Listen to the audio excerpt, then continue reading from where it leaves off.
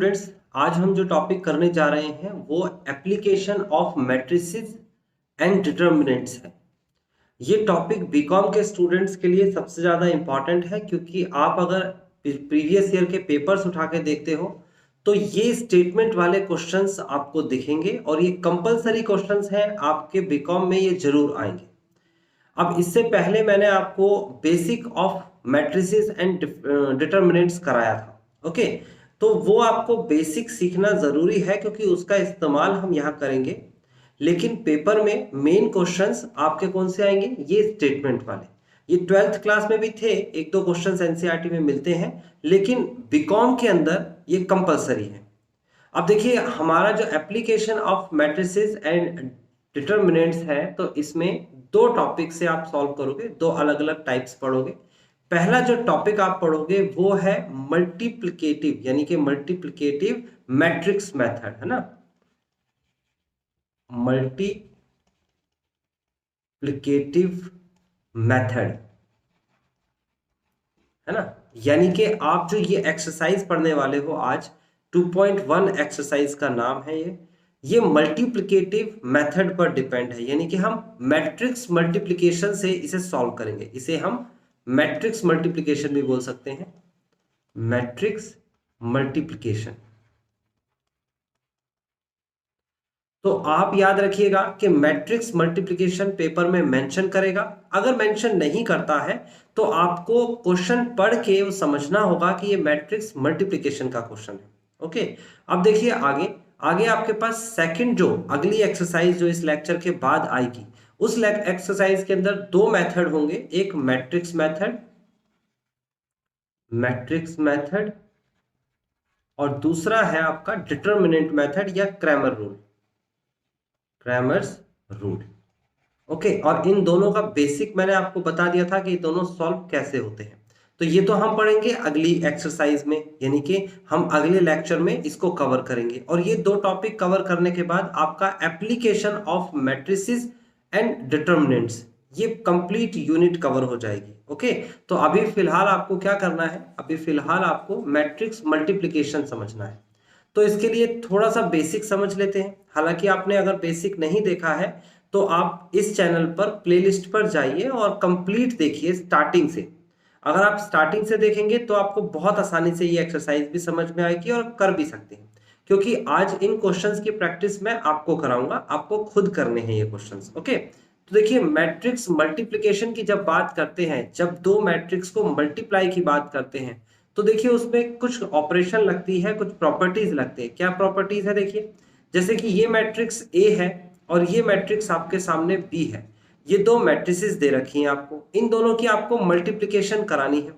तो पहली मैट्रिक्स की रो, ये रो 1 कह सकता हूं मैं इसे, और पहली मैट्रिक्स का कॉलम C1 कह सकता हूं। पहली मैट्रिक्स का रो और कॉलम जो भी होगा, यहां पर दूसरी मैट्रिक्स की रो और दूसरी मैट्रिक्स का कॉलम होगा। ठीक है ना, पहली मैट्रिक्स का रो और कॉलम, दूसरी मैट्रिक्स का रो और कॉलम। तो पहली मैट्रिक्स का कॉलम यानी कि ये इक्वल होता है दूसरी मैट्रिक्स के रो के।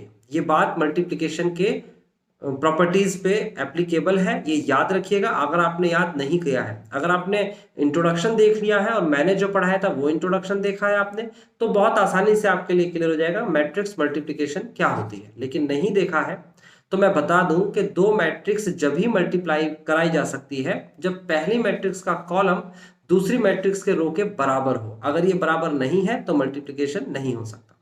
अब मल्टीप्लाई करने के बाद जो नई मैट्रिक्स बनती है, जैसे कि ये एक मैट्रिक्स बनी, उसके ऑर्डर क्या होते हैं? उसके ऑर्डर होते हैं पहली मैट्रिक्स का रो जो बचा हुआ है और दूसरी मैट्रिक्स का कॉलम।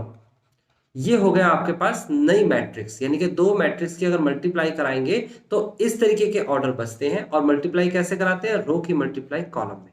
तो ये बेसिक प्रॉपर्टी आपको पता होनी चाहिए, ये मैंने आपको बता दी। बाकी ऐड करते वक्त, सब्ट्रैक्ट करते वक्त और इक्वेट करते वक्त अगर हम दो मैट्रिसेस को जोड़ेंगे, घटाएंगे और बराबर करेंगे तो उनके ऑर्डर सेम होने चाहिए। बस ये बेसिक आपको मैंने बता दिया। अब हम क्वेश्चन पे चलते हैं, एक एक करके मैं क्वेश्चन कराऊंगा, तो ध्यान से देखिएगा। प्लस आप एक काम और करिएगा, कॉपी पेन लेके बैठिए और मेरे साथ साथ जो क्वेश्चन मैं कराऊं आपको वो कंप्लीट भी करना है। वो कंप्लीट करके आंसर मैच करना है, तब आगे बढ़ना है। ठीक है ना। तो इस सीक्वेंस को कर लेंगे तो इस एक्सरसाइज के बाद आपको कुछ और पढ़ने की जरूरत नहीं है, आप डायरेक्ट पेपर में क्वेश्चंस अटेम्प्ट कर सकते हैं, या फिर हम जब सैंपल पेपर्स करेंगे लास्ट ईयर के जो पेपर्स है वो करेंगे तो वो आप डायरेक्ट अटेम्प्ट कर सकते हैं। ओके, तो पहले क्वेश्चन के पास चलते हैं। पहला क्वेश्चन आपसे क्या कहता है, देखिए कहता है a man buys 8 dozen mangoes, एक आदमी जो है वो 8 दर्जन तो मैंगो खरीदता है, 10 dozen of apples and 4 dozen of bananas, यानी कि 3 आइटम खरीदता है। क्या क्या आइटम है, मैंगोज है, एप्पल्स है और बनानास है, अलग अलग क्वांटिटी दे रखी है। मैंगोज कॉस्ट ₹18 पर डजन, एप्पल्स ₹15 पर डजन एंड बनानास ₹12 पर डजन, यानी कि तीनों की अलग अलग कॉस्ट भी दे रखी है। Represent the quantities bought by row matrix. अब देखो आपको रो मैट्रिक्स पता होनी चाहिए। इसने कहा कि जो क्वांटिटी है ना, क्वांटिटी उसको रिप्रेजेंट करके दिखाओ रो मैट्रिक्स में। तो आप इसका सॉल्यूशन लिखिए जल्दी से कॉपी पे, आप लिखिए सॉल्यूशन नंबर फर्स्ट, कॉपी पे साथ साथ लिखेंगे। आपको रो मैट्रिक्स बनानी है तो आप लिखेंगे रो मैट्रिक्स, रो मैट्रिक्स। और रो मैट्रिक्स का मतलब होता है जिसमें सिर्फ सिंगल रो हो और बहुत सारे कॉलम हो। तो आप इसका एक नाम रख दीजिए, ए नाम रख दीजिए इस मैट्रिक्स का, है ना। क्वांटिटी की मैट्रिक्स को आपने ए मान लिया, ठीक है ना। आप लिख सकते हो let the quantity matrix is equal to A, फिलहाल आप ए भी लिख सकते हैं। रो मैट्रिक्स मतलब एक रो और कई सारे कॉलम, तो रो तो एक ही होने वाली है, कॉलम कितने होंगे, तो क्वांटिटी कितनी है, देखिए मैंगो है, एप्पल है और बनाना है। आपको ऊपर लिखना है, यहां पर आपको लिखना है मैंगो, मैंगोज, आपको लिखना है एप्पल्स, आपको लिखना है बनानास। तो बात समझ में आई कितना आसान है। आपको रो मैट्रिक्स कैसे बनानी है, ऊपर आपको लिखना है मैंगोज, एप्पल, बनानास, और ए मैट्रिक्स में कितने मैंगोज हैं, 8 डजन, तो 8 डजन का 8 यहां लिख देंगे, एप्पल के नीचे 10 लिख देंगे और यहां पर लिख देंगे 4। बेसिकली आपका यहां पर एक तो रो आया और 3 कॉलम आए, एक रो और 3 कॉलम की ये मैट्रिक्स बनके तैयार हो गई। इसका एक काम आपने कर लिया। अगर ये पेपर में 3 नंबर का क्वेश्चन आता है तो 1 नंबर आपने ले लिया इतना बनाने के बाद।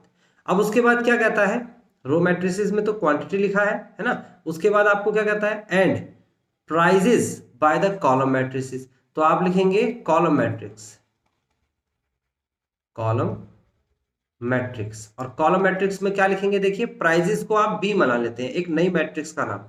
कॉलम मैट्रिक्स मतलब जिसमें कॉलम एक होगा, ये एक कॉलम है, ठीक है ना, और कई सारी रोज हो सकती है, बस कॉलम एक होना चाहिए।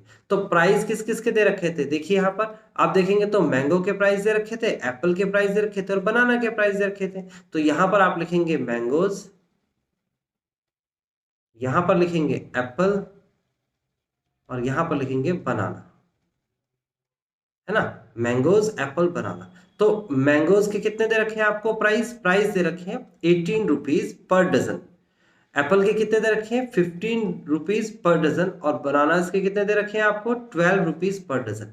कितनी रो है इसमें, देखिए आप गौर से देखिए, हॉरिजॉन्टल जो होता है वो रो होता है, देखिए ये एक रो है, ये 2 रो है, 3, तो 3 तो रो है और कितने कॉलम है, एक कॉलम है, तो इसे कॉलम मैट्रिक्स बोला जाएगा, है ना। Row matrix is equal to A और column matrix is equal to B लिख दीजिए। तो 2 मैट्रिसेस बनके तैयार हो गई। अब आगे क्या कहता है, using matrix multiplication determine the total amount spent by the man, यानी उस व्यक्ति ने, उस आदमी ने कितने पैसे खर्च किए हैं, आप ये बताइए मैट्रिक्स मल्टीप्लिकेशन से। तो आप जरा गौर से देखिए, उस व्यक्ति ने जो पैसे खर्च किए उसको कैसे निकालेंगे वो देख लेते हैं एक बार, ठीक है ना। ध्यान से समझने की कोशिश करिएगा।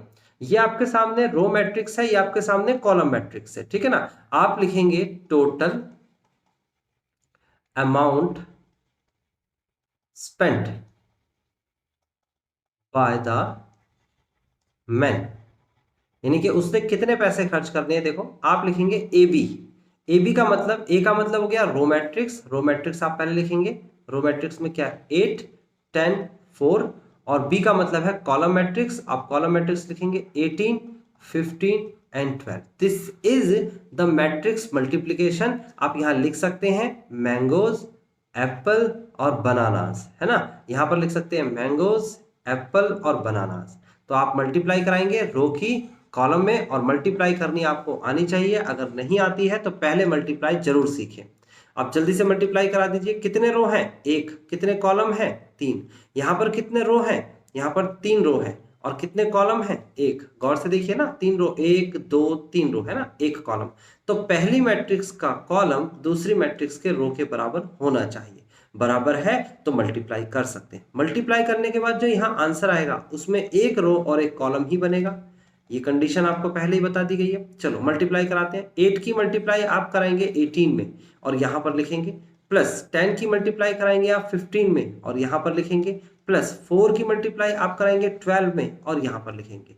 जल्दी से मल्टीप्लाई कराइए और मल्टीप्लाई करने के बाद जो आंसर आएगा आप उस आंसर को लिख लेंगे रुपीज में। आप यहाँ लिख देंगे कि total amount spent by the man rupees, जो भी आंसर आए आपको मिलाना है। इसका आंसर आपको करना है। मैंने कहा है कॉपी पेन लेके बैठिएगा और आंसर मैच करिएगा।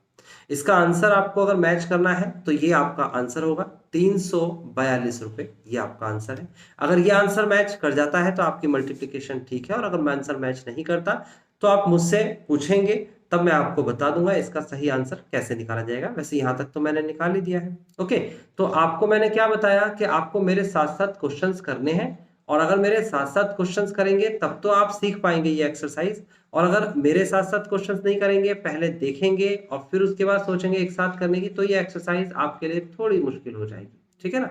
तो अभी फिलहाल मैंने आपको इसका पहला क्वेश्चन करा दिया है। अब दूसरे क्वेश्चन की तरफ चलते हैं। ये जो आपके सामने अभी असाइनमेंट है, इस असाइनमेंट की पीडीएफ आपको मिल सकती है। आप डिस्क्रिप्शन पे जाएंगे तो पीडीएफ मिल जाएगी आपको इस असाइनमेंट की। आप खुद से भी सॉल्व कर सकते हैं, अगर आगे चाहें तो खुद से ट्राई कर सकते हैं। अब हम सेकंड क्वेश्चन के पास आ गए हैं। सेकंड क्वेश्चन देखिए कैसे करना है। कहता है द प्राइजेस ऑफ 3 कमोडिटीज, यानी कि 3 कमोडिटीज के जो प्राइजेस हैं ए बी सी, ये कमोडिटीज के नाम दे रखे हैं। कमोडिटी ए, कमोडिटी बी और कमोडिटी सी, यानी कि वस्तुएं दे रखी है ना। उनके प्राइजेस दे रखे हैं in a shop are 5 rupees, 6 rupees, 10 rupees respectively. Respectively का मतलब होता है क्रमशः है, यानी क्रम द्वारा। ए के प्राइस जो है, ए का प्राइस 5 है, बी का प्राइस 6 है और सी का प्राइस 10 है। ये क्रम है। ओके, तो प्राइजेस पहले दे दिए। फिर कहता है कस्टमर एक्स जो है वो खरीदता है 8 unit of A, 7 unit of B, 8 unit of C. Customer X की डिटेल दे रखी है। फिर कहता है customer Y buy 6 rupees of A, 7 unit of B and 8 unit of C, है ना। ये इसके दे रखे हैं कस्टमर वाई के अलग अलग स्टेटमेंट दे रखी है वो क्या क्या खरीदता है। कहता है show in a matrix notation, matrix notation से शो करना है the prices of the commodity and quantity of the commodity, है ना, बॉट एंड अमाउंट स्पेंट। तो 3 चीज आपसे कहता है कि आप शो करके दिखाओ। क्या क्या शो करने के लिए कहा? सबसे पहला नंबर क्या बोला है? Prices of the commodity. तो प्राइस के लिए अब आपके पास ऑप्शन है। देखिए यहां पर बहुत अच्छे से मेरी बात को सुनिएगा। ऊपर वाले क्वेश्चन में स्पेसिफिक मेंशन किया था कि रो मैट्रिक्स में ही लिखना है, तो आपने रो में लिखा। अब यहां पर आपको कोई मेंशन नहीं किया गया कि रो में लिखना है या कॉलम में लिखना है। Then you have 2 options. मैं दोनों ऑप्शंस लिख के दिखाऊंगा और बताऊंगा उसमें से कौन सा आपको लिखना है। सबसे पहला आप लिखेंगे let prices of commodity, prices of commodity is equal to A. A एक मैट्रिक्स है जिसको हमने प्राइस मान लिया, पी भी लिख सकते हो आप, है ना। उसके बाद आपको कहता है प्राइजेस ऑफ कमोडिटी। तो ए मैट्रिक्स जो है वो कैसे हो सकती है? ए मैट्रिक्स के 2 रूप हो सकते हैं। पहला रूप तो ये हो सकता है कि आप उस अच्छा ए नहीं लिखेंगे क्योंकि ये ऑलरेडी क्वेश्चन में दे रखा है, तो ए की जगह पर आप पी लिख लीजिए, ज्यादा बेहतर रहेगा, कंफ्यूज नहीं होगे। पी एक मैट्रिक्स है जिसमें जो कमोडिटी के प्राइजेस को दिखाती है। तो ए और बी और सी 3 कमोडिटीज आपने ऐसे लिख दी। उसके बाद ए कमोडिटी के प्राइस कितने हैं? 5 रुपीज नहीं लिखते हैं, 5 लिखेंगे डायरेक्ट। यहां पर 6, यहां पर 10। अच्छा, आपके पास एक और ऑप्शन है। वो ऑप्शन क्या है आपका? वो ऑप्शन है आपका कि आप ऐसे लिखने की बजाय आप पी मैट्रिक्स को ऐसा भी तो लिख सकते हैं कि 5, 6 एंड 10, यानी कमोडिटी ऊपर लिख देंगे ए बी सी और नीचे लिख देंगे आप उसके प्राइस। मतलब कि ये जो है पहला वाला नंबर जो है ये आपकी कॉलम मैट्रिक्स बना, सॉरी रो मैट्रिक्स, नहीं सॉरी कॉलम, 1 2 3, 3 रो है 1 कॉलम, तो कॉलम मैट्रिक्स। और ये बना आपके पास 1 रो और 3 कॉलम, रो मैट्रिक्स, इसे बोलेंगे रो मैट्रिक्स और इसे बोलेंगे कॉलम मैट्रिक्स। जिसमें सिर्फ एक रो होती है उसका नाम हो जाता है रो मैट्रिक्स, जिसमें सिर्फ एक कॉलम होता है उसे कहते हैं कॉलम मैट्रिक्स। नाम में कुछ नहीं रखा यहां पर, तो इस नाम को तो हटा ही देते हैं।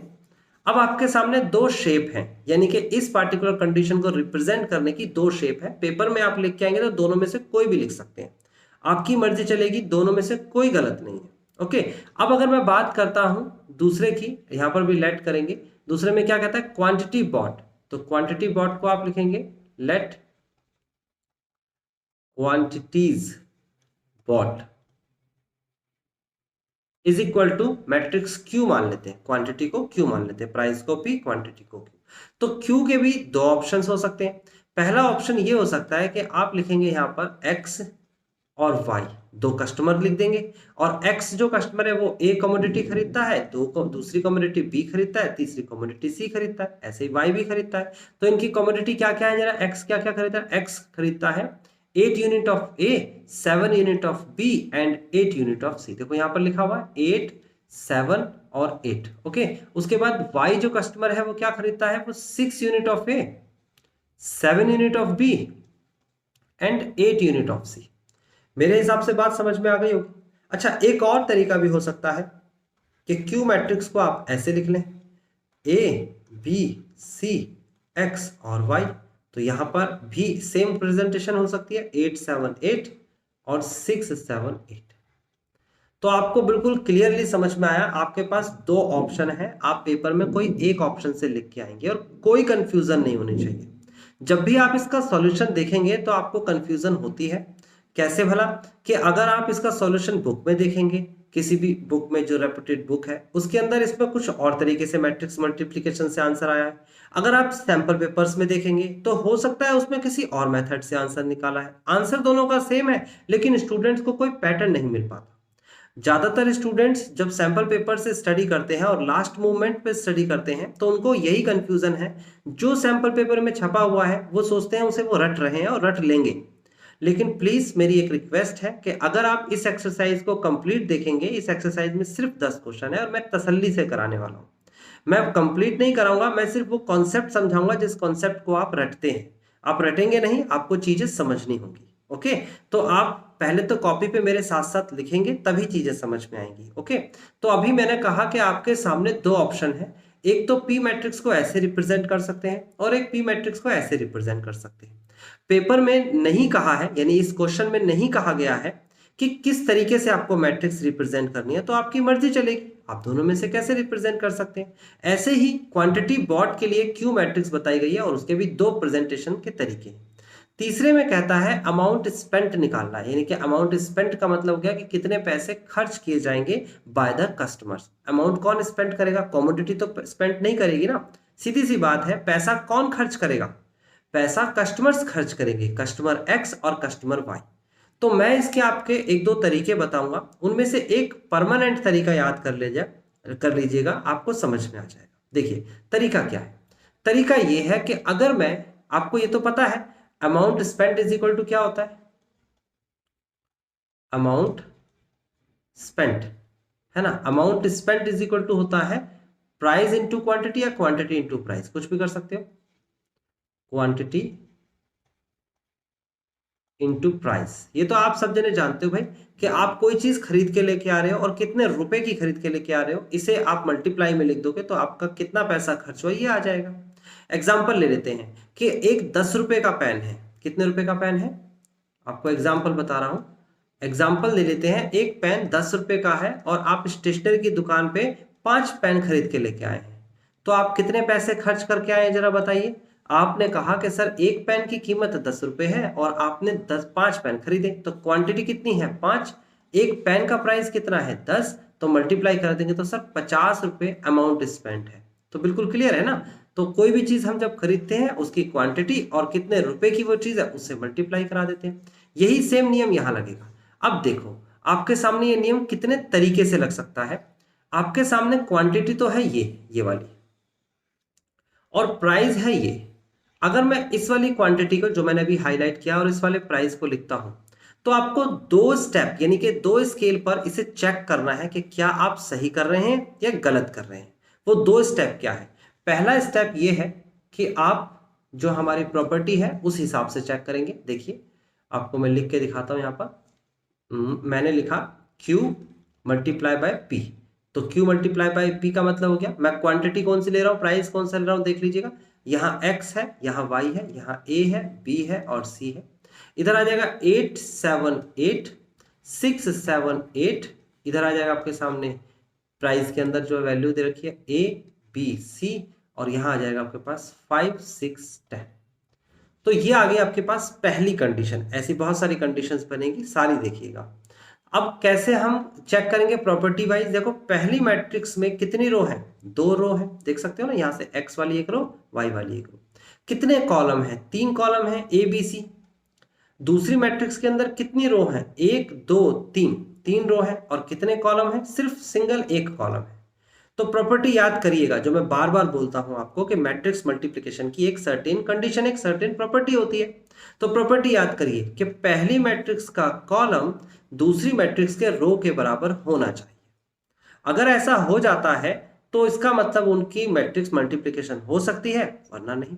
तो क्या ये एप्लीकेबल है मैट्रिक्स मल्टीप्लिकेशन के लिए? आप कहोगे हाँ सर ये मल्टीप्लिकेशन के लिए एप्लीकेबल है। तो क्या कर दे मल्टीप्लाई? चलो अभी मैं इसे नहीं कर रहा, लेकिन मैं एक बात जिस पर उलझ जाते हैं बच्चे वो करके दिखाता हूं। भाई आपने कहा कि sir quantity multiply by price जो है वो आपके पास अमाउंट स्पेंड होती है। यानी कि इसे मैं ऐसे बोल सकता हूं कि जैसे मैंने कहा कि आपने क्वांटिटी का मतलब 5 पेन खरीदे थे, और मल्टीप्लाई प्राइस का मतलब एक पेन की कीमत जो है वो 10 रुपए थी, गुणा कराएंगे तो आंसर 50 रुपए आएगा।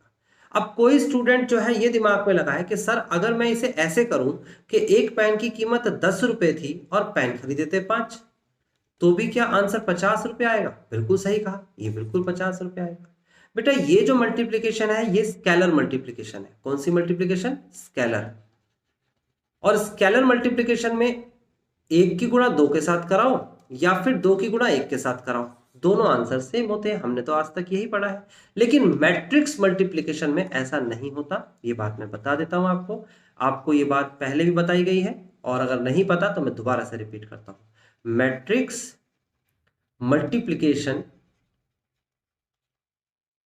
में ऐसा नहीं होता, यानी कि ए बी अगर मैट्रिक्स की मल्टीप्लाई करा दें तो ये बराबर नहीं होता बी ए मैट्रिक्स के। अगर आपको जरा सा भी डाउट है तो कोई भी मर्जी से अपनी मैट्रिक्स लीजिए, मल्टीप्लाई कराइए और आपको पता चल जाएगा। अदरवाइज मैंने इंट्रोडक्शन में ये बात क्लियर करी है। तो जो स्टूडेंट्स भी जितने भी क्वारीज कर सकते हैं, जो डिफरेंट डिफरेंट डायमेंशन से सोच सकते हैं, वो मैं तसल्ली से एक एक करके बता रहा हूँ। बस आपको अपने दिमाग में रखना है और जो भी पॉइंट आपको लगे वो कॉपी पे लिख लेना है। एक बार 10 क्वेश्चंस की एक्सरसाइज हो जाए, आपको दोबारा कभी पढ़ने की जरूरत नहीं है और कोई भी एक्स्ट्रा क्वेश्चंस करने की जरूरत नहीं है। ओके, डायरेक्ट आप लास्ट ईयर के पेपर सॉल्व कर सकते हो। तो इन 10 क्वेश्चंस के जरिए मैं हर बार कुछ ना कुछ नई नई बातें बोलूंगा, और स्टार्टिंग में तो वो बहुत ज्यादा होंगी, तो आप उसे नोट करते जाइए। चलिए, तो इसका मतलब कि आपको एक बेसिक चीज पता लग गई मैट्रिक्स मल्टीप्लिकेशन के बारे में। अब बात करते हैं कि क्या इसे ऐसा कर सकते हैं P इंटू क्यू। तो मैंने कहा चेक करके देखते हैं, क्या पता सही हो क्या पता ना हो। तो P का मतलब पहली मैट्रिक्स P की थी और वो P की मैट्रिक्स आपके सामने है। यहां लिखेंगे A B C, प्राइस की मैट्रिक्स 5 6 10, और दूसरी मैट्रिक्स जो है वो है X Y, यानी कि A B C, और आपके सामने आ जाएगा 8 7 8 6 7 8। तो आप गौर से देखिएगा, आपको समझ में आएगा कि पहली मैट्रिक्स में कितने रो हैं? 3, कॉलम 1। दूसरी मैट्रिक्स में 2 रो है और कॉलम 3। पहली मैट्रिक्स का कॉलम क्या दूसरी मैट्रिक्स के रो के बराबर है? चेक कर लो, बिल्कुल साफ साफ सामने सामने लिखा है। कोई भी रॉकेट साइंस नहीं बताया जा रहा, बिल्कुल सीधे तरीके से आपको समझाया जा रहा है कि क्या पहली मैट्रिक्स का कॉलम दूसरी मैट्रिक्स के रो के बराबर है। यानी इसी मैट्रिक्स को अगर हम इंटरचेंज कर दें तो क्या वो पॉसिबल है? आप कहेंगे नो सर, ये साफ साफ दिख रहा है, ये पॉसिबल ही नहीं है, इसकी मल्टीप्लाई ही नहीं हो सकती। तो क्या समझ में आया? आपको समझ में आया कि इस पहले वाले की जो कंडीशन थी, आपने प्राइस लिया इस वाले को और क्वांटिटी ली इस वाले को, लेकिन P और Q की मल्टीप्लाई आप नहीं करा सकते थे, PQ। आप Q और P की मल्टीप्लाई करा सकते हैं और आंसर इसी से आएगा। ये बात समझ में आ गई? चलो अब आगे बढ़ जाते हैं। अगर ये बात समझ में आ गई तो अब मैं आपको ये चीज लिख के नहीं दिखा रहा, बट आपको ये समझनी होगी। देखो ऐसा भी तो हो सकता है कि मैं पहले वाले का प्राइस ले लूं, ये वाला प्राइस, और क्वांटिटी मैं कौन सी लूं, क्वांटिटी मैं ये वाली लूं। समझ में आ रही है आपको बात? क्वांटिटी मैंने, अब देख लो मैंने कौन सा प्राइस और कौन सी क्वांटिटी ली है, और मैं यहाँ साइड में करके दिखाने वाला हूँ। पी और क्यू की मल्टीप्लाई करके दिखाने वाला हूँ। पी और क्यू की मल्टीप्लाई का मतलब हो गया कि प्राइस जो है वो पहले वाले का लिया जिसकी आपको मैट्रिक्स बनानी है 5, 6, 10, और क्वांटिटी मैंने सेकंड वाले के लिए जिसकी आपको मैट्रिक्स बनानी है, ये यहाँ पर ABC लिख देते हैं, जिसकी मैट्रिक्स बनानी है ABC, और यहाँ XY, और ये सब कुछ आपको लिखना नहीं है, मैं बता देता हूं, जो लिखने वाला काम है वो मैं आपको बोलूंगा जब लिख लेना, अभी इतना सारा कुछ लिखने की जरूरत नहीं। मैं सिर्फ आपको अलग अलग डायमेंशन से इस क्वेश्चन में आइडियाज दे रहा हूं कि आपको करना क्या है, बाकी सारे क्वेश्चंस में इतने सारे आइडियाज नहीं लेने। ओके, तो फिलहाल पहली मैट्रिक्स में कितने रो है, 3, कॉलम कितना है 1, दूसरी मैट्रिक्स में कितने रो है 3, कॉलम कितना है 2। तो पहली मैट्रिक्स का कॉलम दूसरी मैट्रिक्स के रो के बराबर दिख रहा है क्या आपको? नो। तो यानी कि ये वाला कॉन्सेप्ट एप्लीकेबल नहीं हो सकता, ये मैंने कट कर दिया। ओके, आगे बढ़ जाते हैं। अगर मैंने इसी बात को ऐसे लिखा QP, तो क्या पॉसिबल है? तो चेक करते हैं। Q की वैल्यू कितनी है? ABC, और यहां पर XY, और ये आपके पास 8, 6, 7, 7, 8, 8, यहां तक की बात समझ में आती है। फिर उसके बाद P की वैल्यू कितनी है? ये है 5, 6, 10, और यहाँ है ABC। तो आप गौर से देखेंगे पहली मैट्रिक्स में कितने रो हैं? 3, कॉलम कितने हैं? 2। दूसरी मैट्रिक्स में कितने आपके पास रो दे रखे हैं? 3, और कॉलम कितना है? 1। तो आप देखिएगा, तो क्या पहली मैट्रिक्स का रो कॉलम दूसरी मैट्रिक्स के रो के बराबर है? देखो मैंने हाईलाइट करके दिखाया, आपने कहा नहीं बराबर है सर, तो इसका मतलब ये कॉन्सेप्ट भी नहीं हो सकता। तो बिल्कुल क्लियर है, इस प्राइस के साथ इस वाली क्वांटिटी को तो ले सकते हैं, यस एप्लीकेबल है, लेकिन इस प्राइस के साथ इस वाली क्वांटिटी को नहीं ले सकते। अब समझ में आ रहा है आपको किस तरीके से आपको एडजस्ट करना है? अब आप मेरे से ये क्वेश्चन ना करें कि सर हम कैसे सोचेंगे। मैं आपको एक क्वेश्चन में अगर सारी डायमेंशंस बता रहा हूं तो आप पैनिक ना हो और परेशान तो बिल्कुल भी ना हो, क्योंकि जब हम अगले क्वेश्चंस करेंगे तो इनका सॉल्यूशन आपको दिखेगा कि हम कैसे सोचते हैं, उसका भी एक शॉर्टकट मिलेगा। फिलहाल मैं आपको सारे डायमेंशंस बता रहा हूं कि आप गलत ना करें। आप जब कोई सैंपल पेपर है और उसके अंदर सॉल्यूशन लिखा हुआ है तो आप उसकी तरफ ना अप्रोच करें, आप अपना दिमाग लगाएं कि हाँ भाई सर ने कुछ बताया था, उस पैटर्न पे चलेंगे तो सारे क्वेश्चन इजी लगेंगे। ओके, पैटर्न ढूंढिए, रटिए मत। चलिए, तो यानी कि 3 तो काट दिए मैंने, अब अभी भी कुछ बचता है। क्या बचता है जरा सोचिए। ये बचता है कि अगर मैंने पहला वाला प्राइस दिया ये और क्वांटिटी ली ये दिख रहा है आपको क्वांटिटी, तो क्या पॉसिबल है? चलो इसे भी करके देख लेते हैं, मैं यहीं पर करके दिखा देता हूं। ये तो कट ही गया है तो इसको काट ही देते हैं, और यहीं पर मैं इसको करके दिखाता हूं कि प्राइस लेना है आपको पहला वाला और क्वांटिटी दूसरे से लेनी है। ओके, इसको भी थोड़ा रब कर देते हैं ना, आपके सामने है जिसको मेरे को लेना है। देखो प्राइस किसका लेना है, पहले प्राइस ये रहा और क्वांटिटी ये रही, और इसको सॉल्व करते हैं। तो प्राइस है आपके पास 5, 6, 10, और क्वांटिटी है आपके पास, और वो दे रखी है आपको 8, 7, 8 और 6, 7, 8। ऊपर लिखेंगे आप ABC, और यहाँ लिखेंगे XY, यहाँ पर लिखेंगे ABC। ओके, ये सब चीजें आपको लिखनी है। तो फिलहाल 1 रो और 3 कॉलम है, यहाँ पर 2 रो और 3 कॉलम है। तो बताइए क्या पहले वाले का कॉलम दूसरी वाले रो के बराबर है? नहीं है, साफ साफ दिख रहा है नहीं है। तो इसका मतलब ये कंडीशन भी एप्लीकेबल नहीं है, इसको भी कट कर देंगे, यानी कि P और Q नहीं हो सकता। चलो, क्या QP हो सकता है? QP इसको चेक कर लेते हैं, Q और P। तो चेक करते हैं, Q की वैल्यू क्या है भाई आपके सामने? Q की वैल्यू ये है ABC, नहीं सॉरी ये नहीं है। Q की वैल्यू जो है आपके सामने वो क्या है? ये वाली Q की वैल्यू है ना। तो क्या दे रखा है? XY, ये Q की वैल्यू है। क्या है? 8, 7, 8, 6, 7, 8। ओके, यहाँ पर ABC लिख दीजिए। और P की वैल्यू कितनी दे रखी है? P की वैल्यू दे रखी है आपके सामने ये, और वो क्या दे रखी है? 5, 6, 10, और यहाँ पर ABC। पहले मैट्रिक्स में 2 रो है 3 कॉलम है, इसमें 1 रो है 3 कॉलम है। तो पहली मैट्रिक्स का कॉलम दूसरी मैट्रिक्स रो के बराबर है? नहीं है, तो ये भी एप्लीकेबल नहीं है। यानी क्या समझा हमने? हमने समझा इस वाले P को और इस वाले Q को भी नहीं ले सकते। ठीक है, ये कंडीशन भी नहीं ले सकते, इसे भी मैंने मना कर दिया। अब हमारे पास एक कंडीशन और बचती है, उसे भी जरूर देखेंगे। वो कंडीशन है ये कि P तो मुझे इस शेप में चाहिए, यानी कि कौन सी मैट्रिक्स है ये आपके सामने रो मैट्रिक्स है, और Q जो है इस शेप में चाहिए, इसका कोई नाम नहीं है, ना रो मैट्रिक्स ना कॉलम, क्योंकि इसमें तो दोनों चीजें हैं। तो इसका मतलब Q और P ये दोनों को देखेंगे हम। तो PQ को देख लेते हैं, ये दोनों को मिटा देते हैं क्योंकि ये तो एप्लीकेबल ही नहीं हुआ। तो देखो प्रॉपर्टीज ऑफ मैट्रिक्स मल्टीप्लिकेशन की कितनी जरूरत पड़ी, और आपको वो चीज करके देखनी पड़ेगी। पेपर में इतना सारा करना पड़ेगा आप कह रहे हो? नहीं सर, पेपर में इतना सारा नहीं करना पड़ेगा। पेपर के लिए तो मैं अभी पढ़ाने वाला हूं, पहले एक क्वेश्चन पूरा कर लीजिए। ओके, ये लास्ट पार्ट चल रहा है कि P और Q की मल्टीप्लाई करानी है, और P कौन सा लेना है भाई? ये वाला P लेना है। 5 6 10 ये ले लिया मैंने P ABC, इसमें एक रो है और 3 कॉलम है। और Q कौन सा लेना है? Q ये लेना है, यहाँ पर लिखेंगे ABC, और ये आ जाएगा आपके पास 8 6 7 7 8 8, और ये आपके पास XY था। यहाँ पर 3 रो और 2 कॉलम है। गौर से देख के बताइए क्या ये कंडीशन एप्लीकेबल है? देखो पहले वाले का कॉलम क्या दूसरी वाले की रो के बराबर है? यस, ये तो बराबर है, यानी ये पॉसिबल कंडीशन है। तो हम जब मल्टीप्लाई कराएंगे तो कैसे कराएंगे? रो की मल्टीप्लाई कॉलम में करा देंगे, और PQ की वैल्यू हमारे पास आ जाएगी।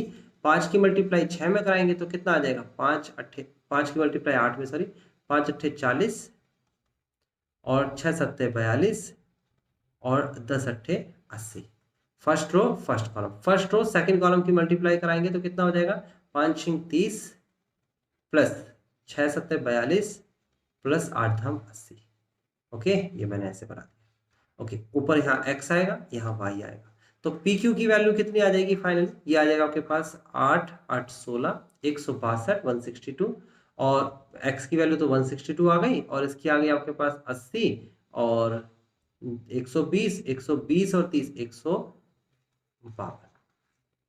ठीक है ना, ये आपका।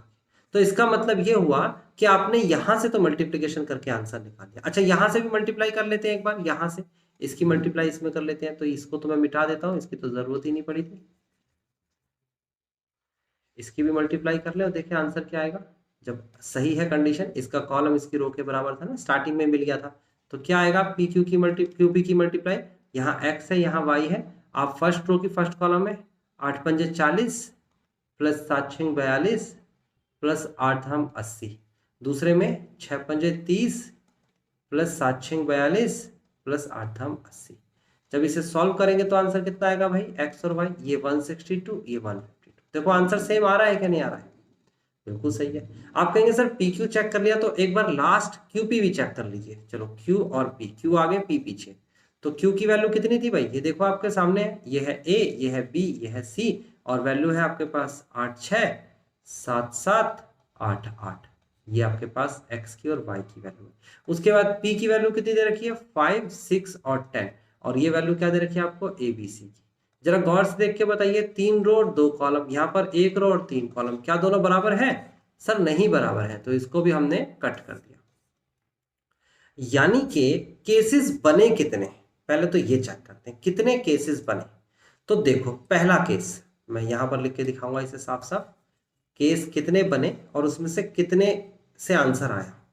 इस कंडीशन में जो जहां पर कोई नाम नहीं दे रखा था, पहला केस बना, ये देखिए P, ये जो मैंने हाईलाइट किया, और इसके साथ ये वाला Q है ना। पहला केस फर्स्ट के दो पार्ट हुए, एक PQ एक QP।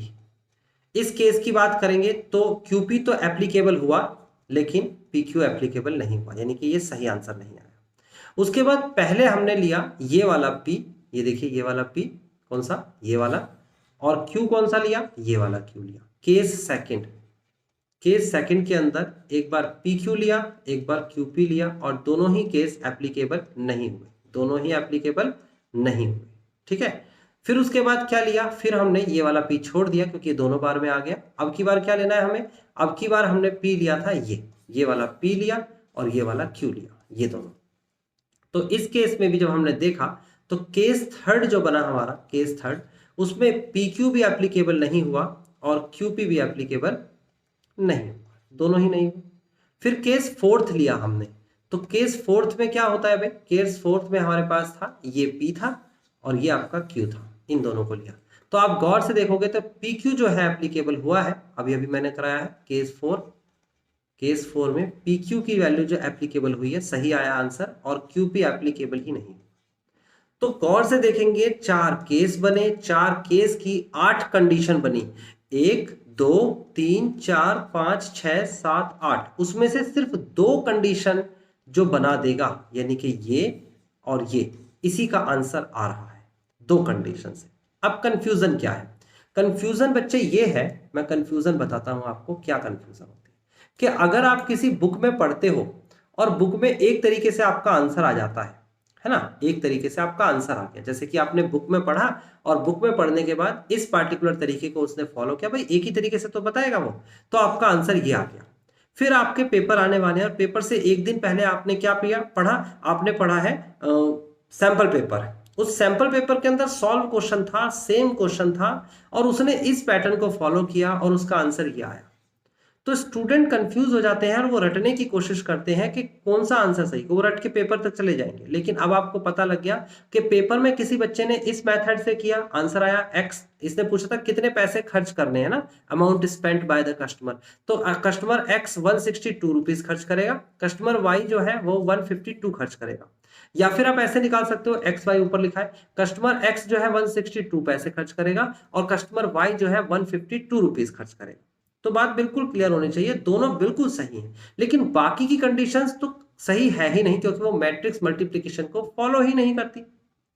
तो गाइज आपको बिल्कुल क्लियरली बात समझ में आ गई है। अब आपकी मर्जी है, आप इस वाले टाइप से क्वेश्चन करेंगे या फिर इस वाले टाइप से क्वेश्चन करेंगे, अब ये आपकी इच्छा है। मैंने आपको इस क्वेश्चन के जरिए सब कुछ बता दिया है और अब आपके सारे क्वेश्चंस हो जाएंगे, आपको कोई क्वेश्चन में परेशानी नहीं होगी। अब आप मुझसे पूछेंगे कि सर ऐसे तो आपने फंसा दिया, क्योंकि ऐसे तो आपको आप कैसे बताओगे कि कौन से तरीके से करें, तो मैं तरीका बता देता हूं आपको, ठीक है, मैं आपको प्रॉपर तरीका बताता हूं। अब मैं हर क्वेश्चन में इतने सारे डायमेंशंस नहीं बताऊंगा, आप आजमा सकते हैं, आप देख सकते हैं, आप सीखने के लिए कर सकते हैं कि हर क्वेश्चन में इतने सारे डायमेंशंस देख सकते हैं और आपको उसमें से कोई ना कोई डायमेंशन मिलेगा। कभी कभी एक ऐसी मैट्रिक्स मिलेगी जो कंडीशन को प्रॉपरली आंसर निकाल पाए, कभी कभी 2 मिल जाएगी, जैसे अभी इस समय तो 2 मिल गई, ऐसा नहीं है कि हर बार 2 मिलेगी, है ना, कभी कभी ज्यादा भी मिल सकती है। फिलहाल आप कौन सा तरीका अपनाएंगे, अब आ जाते हैं हम उस पर, और सारे क्वेश्चंस बहुत प्यार से करेंगे और अब आपसे सारे क्वेश्चंस खुद हो जाएंगे, ठीक है। तो देखिए हम कौन सा तरीका अपनाने वाले हैं। एक सिंपल सा तरीका जो मैं आपको बता रहा हूं उसको याद कर लीजिए, वो ये कि जब भी कभी आपको कुछ चीज फाइंड करनी है, क्या करना है, फाइंड, जब भी आपको कोई चीज फाइंड करनी है, उस फाइंड करने वाली कंडीशन को आप हमेशा हमेशा रो में लिखेंगे। किस में लिखेंगे, रो में। जो चीज फाइंड करनी है वो रो में लिखेंगे और वो पहली मैट्रिक्स बनेगी, यानी कि फर्स्ट मैट्रिक्स, याद रहेगी बात। उसके बाद जो मैट्रिक्स फर्स्ट मैट्रिक्स बनी है ये, उसमें यहां पर कुछ ना कुछ तो लिखा होगा, वो जो भी कुछ लिखा होगा उसको आप यहां लिख लीजिए इस जगह, और दूसरी मैट्रिक्स बना के तैयार कर दीजिए, मल्टीप्लाई कराइए, आंसर आ जाएगा। मेरी ये बात आपको समझ में आ रही है, आपको इतनी सारी कंडीशन नहीं फॉलो करनी पड़ेगी। दोबारा से रिपीट करता हूं, जब भी कभी आपको कोई मैट्रिक्स फाइंड करनी है मैट्रिक्स मल्टीप्लिकेशन से, तो 2 मैट्रिक्स बनेगी, ऑब्वियस सी बात है। पहली जो मैट्रिक्स बनेगी, पहली मैट्रिक्स जो फाइंड करना है उसे रो में लिखिए, सोचिए कि मुझे फाइंड क्या करना है, जो फाइंड करना है उसे रो में लिखना लग जाइए। फिर जब लिखेंगे तो यहाँ मैट्रिक्स बन जाएगी, तो यहाँ ऊपर कुछ लिखा होगा ना, जो भी चीज ऊपर लिखी हुई है उसे यहाँ लिख दीजिए और एक नई मैट्रिक्स बना दीजिए, डेफिनेटली आपका आंसर आ जाएगा। अब इस बात को मैं आपको समझाता हूं कैसे, देखिए इस क्वेश्चन के जरिए समझाता हूं। इस क्वेश्चन में आपको क्या कहा गया था, देख लेते हैं एक बार गौर से, यहां से, हाँ, इस क्वेश्चन में क्या कहा गया है, ध्यान से समझिएगा, इस पूरे क्वेश्चन का सार क्या है। अब सारे क्वेश्चंस बहुत आसानी से हो जाएंगे अगर आपने इस क्वेश्चन को बहुत डिटेल में समझ लिया है तो। इस क्वेश्चन में ये सार है कि आपको शो करके दिखाना है मैट्रिक्स नोटेशन से price of commodity, quantity bought, और लास्ट में पूछा है and find the amount spent. तो अमाउंट कौन स्पेंड कर रहा है, अमाउंट कर रहा है एक्स स्पेंट और वाई स्पेंट, एक्स और वाई दोनों कस्टमर्स है। तो जो चीज फाइंड करनी है वो क्या फाइंड करनी है कि कस्टमर एक्स और कस्टमर वाई कितना पैसा खर्च कर रहे हैं। तो पहली मैट्रिक्स आपको क्या बनानी है, देखिए आपको दिमाग लगाना ही नहीं है कहीं और, आपने पहली मैट्रिक्स जो बनानी है वो बनानी है रो मैट्रिक्स। और रो मैट्रिक्स कैसे बनेगी? रो में क्या लिखे जाएंगे? कस्टमर्स के नाम लिखे जाएंगे। तो देखो आपको यहाँ पर ये अमाउंट स्पेंड से शुरू कर रहा हूँ, आपको पहली मैट्रिक्स बनानी है और यहाँ पर लिख देना है कस्टमर का नाम। देखो समझ में आ गया, क्योंकि ये फाइंड करना था, इधर वाला हिस्सा फाइंड करना होता है। जब कस्टमर एक्स और कस्टमर वाई का नाम यहाँ आ गया तो ऊपर क्या लिखा हुआ मिलेगा? ए बी सी। ऑब्वियस सी बात है, कस्टमर एक्स और कस्टमर वाई ने कमोडिटी तो खरीदी है। अब जो ये एबीसी यहाँ है उसे उठा के यहाँ लिख दीजिए, तो ये आ गया ए बी सी। मैंने ये तो तरीका बताया था। और ये दूसरी मैट्रिक्स बन गई प्राइस की, ए का प्राइस, बी का प्राइस, सी का प्राइस। आपने ये दो मैट्रिक्स पहले बनानी है, सबसे पहला काम ये है। उसके बाद फिर आपको क्या करना है कि आपसे पूछ रहा था कि आप पहले जो इन्हें पूछा है मेरे से कि प्राइस की मैट्रिक्स बनाई, तो प्राइस की मैट्रिक्स कौन सी बनी? ये बनी। क्वांटिटी की मैट्रिक्स कौन सी बनी? ये बनी। तो दूसरी वाली मैट्रिक्स का जन्म ही नहीं हुआ, ये आपकी प्राइस की मैट्रिक्स बनी ऐसे, और ये आपकी क्वांटिटी की मैट्रिक्स बनी। दूसरी मैट्रिक्स सोचनी ही नहीं है, पहले आपको रफ में ये काम कर लेना है जो मैंने बताया, और फिर उसके बाद स्टार्टिंग से स्टार्ट करना है जैसे अभी आपने किया था। ये काम तो आपको रफ में कर लेना है, चेक कर लेना है पहले आपको अपने आप को कि भाई एक्स और वाई कहाँ लिखना है, ए बी सी कहाँ लिखना है, और फिर इसी के अकॉर्डिंग दो मैट्रिसेस बन जाएगी। ये आपकी प्राइस की मैट्रिक्स है, ये आपकी क्वांटिटी की। सबसे पहले प्राइस की मैट्रिक्स लिखिए, 1 नंबर मिलेगा, फिर क्वांटिटी की 1 नंबर मिलेगा, फिर मल्टीप्लाई करा के आंसर लिखिए, 1 नंबर मिलेगा। टोटल 3 नंबर का अगर क्वेश्चन आता है तो। बात समझ में आ गई? चलो अब आपको अगर ये समझ में आ गया है तो इसी बात को, ये लास्ट वाली जो मैंने बात बताई है, इसी को हम हर क्वेश्चन पे एप्लीकेबल करने की कोशिश करेंगे। जो स्टार्टिंग में मैंने इतनी सारी चीजें बताई हैं वो जरूर देखिएगा। इस क्वेश्चन को अगर आपने अभी भी डिटेल में नहीं देखा है या अभी समझ नहीं पाए हैं, मैंने तसल्ली से चीजें समझाई हैं, बहुत समय लेके समझाई है, तो आप उसे तसल्ली से देखिएगा और उसे पॉज करिएगा और फिर सोचिएगा मैं क्या कहना चाहता हूँ, कि इतने सारी चीजें बन सकती हैं बट उसमें से सही क्या है। ओके, अब देख लीजिए, अब हम चलते हैं अपने क्वेश्चंस पे और मैं एक एक करके हिंट देता जाऊंगा और आपको होमवर्क भी मिलेगा, और ये सारा होमवर्क ही है, आप इसके आंसर्स मैच करेंगे, ठीक है ना। चलिए तीसरे क्वेश्चन के पास चल रहे हैं हम, क्वेश्चन नंबर 3। ये देखिए क्वेश्चन नंबर 3 क्या कहता है? कहता है 3 पर्सन्स बाय कोल्ड ड्रिंक। 3 व्यक्ति जो है, 3 पर्सन कोल्ड ड्रिंक बाय करते हैं of different brand A B C. ये ब्रांड है, अलग अलग ब्रांड है, जैसे कि कोक एक ब्रांड है, पेप्सी एक ब्रांड है ना, थम्स अप एक ब्रांड है। तो इन ब्रांड्स के नाम को एबीसी बोल दिया इन्हें, ठीक है। The first person buy 12 bottles of A, 5 bottles of B and 3 bottles of C. पहले पर्सन ने इतनी इतनी बॉटल्स खरीद ली। The second person buy 4 bottles of A, 6 bottles of B and 10 bottles of C. Okay, the third person buy 6 bottles of A, 7 bottles of B and 9 bottles of C. सही है, इन्हें कुछ information दे दी। अब आगे क्या कहता है? Represent these information in the form of matrix. अब किस मैट्रिक्स से बनाना ये नहीं पता, चलो इसका पता करेंगे अभी। कहता है if each bottle of brand A cost ₹4, brand B cost ₹5 and brand C cost ₹6। Okay, यानी कि अलग अलग ब्रांड के इन्हें प्राइजेस भी दे दिए। Using matrix operation find the total sum of money spent by the individual. बहुत सिंपल है, अब मैं इसको शॉर्टकट करके दिखाता हूँ। थर्ड क्वेश्चन, सबसे पहले जो फाइंड करना है उसे रो में लिखना होगा। फाइंड क्या करना है कि जो कस्टमर्स थे, जो कस्टमर 3 पर्सन है ना, जो पर्सन थे, उन पर्सन ने कितने पैसे खर्च किए ये फाइंड करना है। तो यहां पर आ जाएगा पर्सन फर्स्ट, पर्सन सेकंड और पर्सन थर्ड। 3 पर्सन है, उन 3 पर्सन ने कौन कौन सी क्वांटिटी खरीदी? देखो क्वांटिटी ए यानी ब्रांड ए, ब्रांड बी और ब्रांड सी यहां लिखना पड़ेगा। तो जरा बताइए, फर्स्ट जो पर्सन है, फर्स्ट पर्सन ये लिखा, इसने क्या खरीदा है? 12 बॉटल तो खरीदी है ए की, और 5 बॉटल खरीदी है बी की, और 3 बॉटल खरीदी है सी की। फिर उसके बाद आपके सामने है यहाँ पर फर्स्ट पर्सन के बाद सेकंड पर्सन। सेकंड पर्सन ने क्या किया? 4 बॉटल तो खरीदी है ए की, 6 बॉटल बी ब्रांड की है और 10 बॉटल सी ब्रांड की है। फिर उसके बाद थर्ड पर्सन की बात करें, ये लिखा हुआ 6 bottle of A, 7 bottle of B and 9 bottle of C. ये बात क्लियर हुई? मैंने यहां पर फर्स्ट सेकंड थर्ड क्यों लिखा और इस तरीके से मैट्रिक्स क्यों लिखा, आपको पता लगा?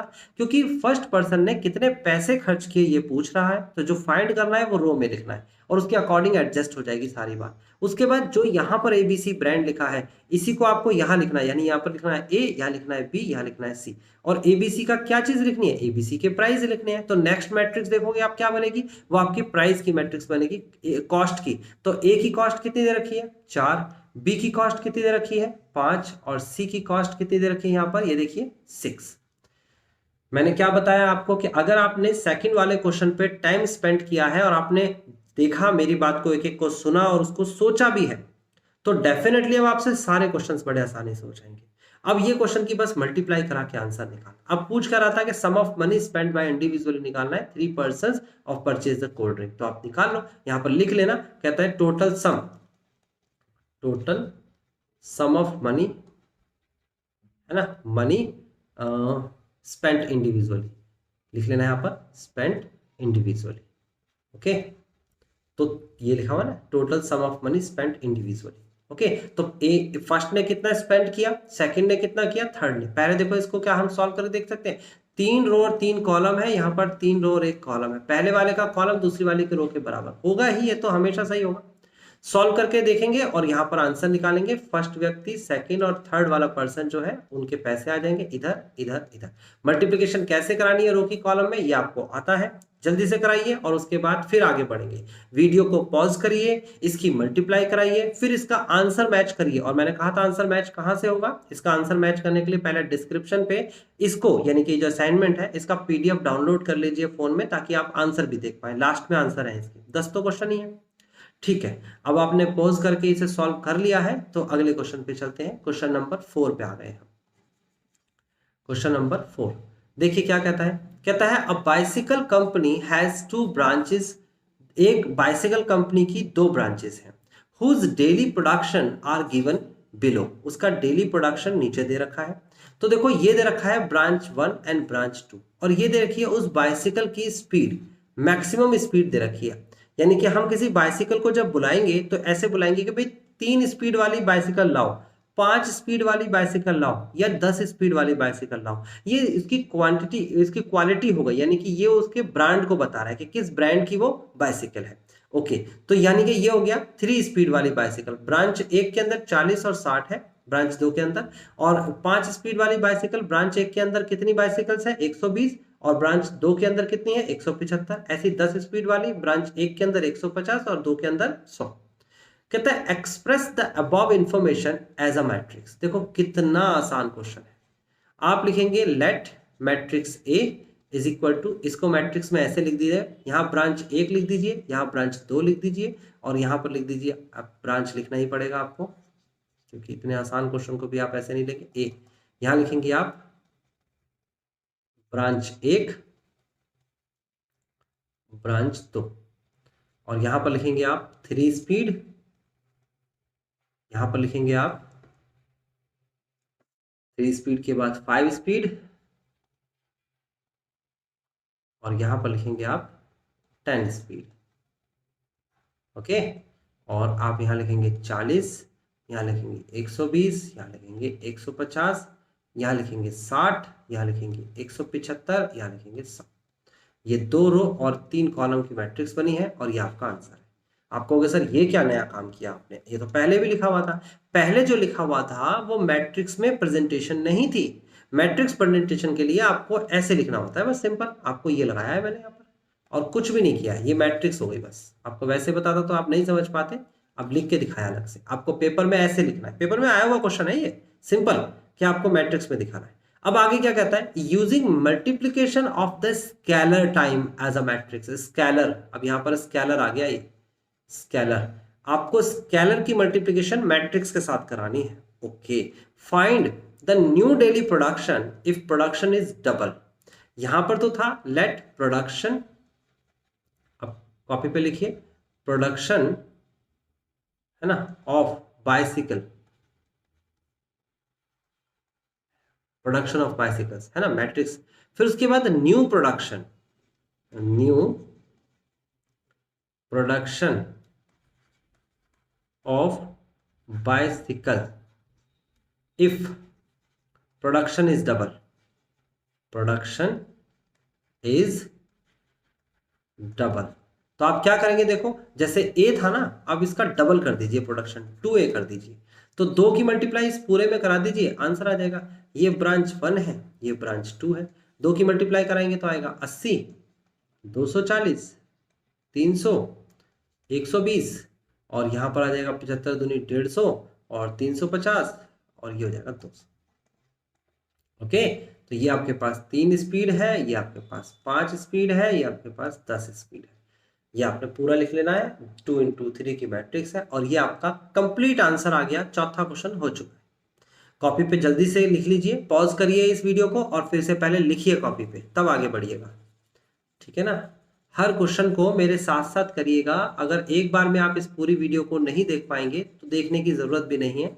आप अपना होमवर्क करिए। अगर मैं इस 10 क्वेश्चन की बात करूंगा तो कम से कम 2 या 3 बार में आपको ये वीडियो देख लेनी चाहिए, अगर एक बार में नहीं देख पाएंगे। लेकिन पॉज करके मेरी एक एक बात को सुनकर एक एक क्वेश्चन करना है आपको, ठीक है ना। जल्दी नहीं दिखानी है आपको। इस 10 क्वेश्चन के जरिए आपको मैं बहुत कुछ समझाने वाला हूं, तो आपको जल्दी नहीं दिखानी कि शॉर्टकट में कुछ मिल जाए, ऐसा नहीं है, ठीक है। चलिए अब देखिए, आप क्वेश्चन नंबर 5वें पे आ गए। हर क्वेश्चन चैलेंजिंग है, हर क्वेश्चन डिफरेंट है। हाँ, कुछ जैसे अभी चौथा क्वेश्चन आसान था, ऐसा हो सकता है, बट हर क्वेश्चन चैलेंजिंग है। ओके, तो अब बात करेंगे हम क्वेश्चन नंबर 5 की। कहता है अ कंपनी हैज 2 प्लांट्स। एक कंपनी के पास 2 प्लांट्स है। Plant first is capable of producing 5 item of A, 10 item of B, 3 items of C. देखो कितना आसान है। प्लांट जो फर्स्ट है वो कैपेबल है प्रोड्यूस करने के लिए। क्या चीज करना है? 5 आइटम तो ए के प्रोड्यूस करेगा, 10 आइटम बी के और 3 आइटम सी के। देखो ये लैंग्वेज ना, कभी कभी जो हिंदी मीडियम से पढ़ के आए हैं स्टूडेंट्स और भी बीकॉम में आए हैं तो उनके लिए तो बहुत ही टिपिकल है। वो तो सोचते हैं ये क्या लिखा हुआ है, समझ नहीं आ रहा। और जो इंग्लिश मीडियम से भी पढ़ के आए हैं, जिनकी इंग्लिश बेटर भी है, वो भी मैथमेटिक्स की इस इंग्लिश वाली लैंग्वेज में फंस जाते हैं। जो इंग्लिश में लिखा हुआ है तो मैथ्स के हिसाब से देखना है, सिस्टम अपने दिमाग में बना के चलना होता है और बहुत शांत दिमाग से काम करना होता है। उलझ के करोगे तो कभी नहीं कर पाओगे। आपको यहाँ प्लांट 1 की कंडीशन दे रखी है, मैंने हाईलाइट कर दी। कहता है per hour of the operation. Plant 2 की बात कर लेते, कैपेबल है वो of producing 5 item of A, 6 item of B and 6 item of सी।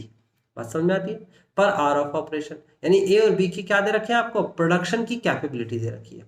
कहता है एक्सप्रेस द इंफॉर्मेशन 3/2 मैट्रिक्स। देखो ये तो कितना आसान हो गया, उसने खुद बोल दिया कि 3 रो और 2 कॉलम में एक्सप्रेस करके दिखाओ, तो आपको तो कुछ दिमाग लगाना ही नहीं। लिखो 5वां question, let matrix A is equal to, इसने खुद बोला है कि 3 रो होनी चाहिए और 2 कॉलम होने चाहिए, इसने खुद बोला है। तो 3 रो के अंदर क्या लिखोगे और 2 कॉलम के अंदर क्या लिखोगे? पहले तो कॉलम में लिखोगे प्लांट फर्स्ट और दूसरे में प्लांट सेकंड, और यहां पर क्या लिखोगे? आइटम ए, आइटम बी, आइटम सी। तो इसका मैट्रिक्स का नाम ए मैट्रिक्स नहीं रखिएगा, पी मैट्रिक्स रख लीजिएगा। लेट ही तो कर रहे हैं। ओके, तो फिलहाल जो है आप प्लांट 1 की एक बात करेंगे तो 5 item of A, 10 item of B and 3 item of C. Plant second देखो इसकी बात कर रहे हैं, 5 item of A, 6 item of B and 6 item of C. बस फिनिश, आंसर आ गया पहले का। आगे क्या कहता है देखो, आगे बढ़ जाते हैं। कहता है using matrix multiplication determine the total number of items A B C. अब आपको टोटल नंबर ऑफ आइटम निकालने हैं ए बी सी के, producing in plant first and plant second. Plant 1 operate करता है 10 घंटे, प्लांट सेकंड ऑपरेट करता है 5 घंटे। ठीक है, ओके। फाइंड क्या करना है सर? फाइंड, आपको ये जवाब ढूंढना है, फाइंड क्या करना है। हर क्वेश्चन में मैं यही जवाब पूछूंगा आपसे, हर बार क्वेश्चन में ये जरूर लिखा होगा कि फाइंड क्या करना है। तो फाइंड क्या करना है? कहता है डिटरमाइन यानी find the total number of item ABC find करना है, और जो फाइंड करना है वो रो में लिखना चाहिए। तो क्या रो में लिखा हुआ है? अरे ये तो पहले से ही लिखा हुआ है रो में, देखो। तो ये तो मैट्रिक्स हमारी बन गई, बस दूसरी मैट्रिक्स बनानी है और हमारा काम हो जाएगा। अगर पहली मैट्रिक्स रो मैट्रिक्स है तो आप सेकंड कैसे निकालोगे? आप यहाँ पर इसका सेकंड पार्ट में क्या पूछा जा रहा था? Determine ABC. तो आप लिखेंगे यहाँ पर ऐसे, ये तो आपका पी है, यहाँ लिखेंगे ए बी सी, यहाँ लिखेंगे प्लांट फर्स्ट प्लांट सेकंड, यहाँ लिखेंगे 5 5 10 6 3 6, और जो मैंने कहा था यहाँ ऊपर लिखा होता है वही अगले वाली मैट्रिक्स में यहाँ बन जाता है P1 P2।